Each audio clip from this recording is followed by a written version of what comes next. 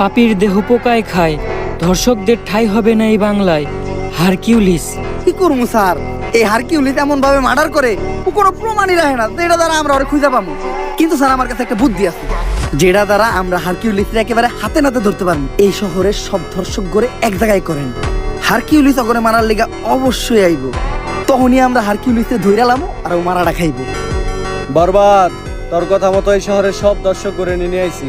Sir ওগুলো বাইরে রাখাটা সেফ না। হারকিউলিস যে কোনো সময় ওগুলো উপরে হামলা করতে পারে। এক এক করে ওগো সবাই পিসের গোডাউনে ঢুকানোর ব্যবস্থা করেন।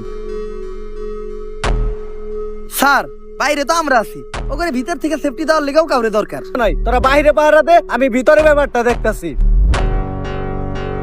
স্যার শেষবারের মতো একটা কথা শুনে রাখেন, পাপীর দেহ পোকায় খায়, ধর্ষকদের ঠাঁই হবে না এই বাংলায়।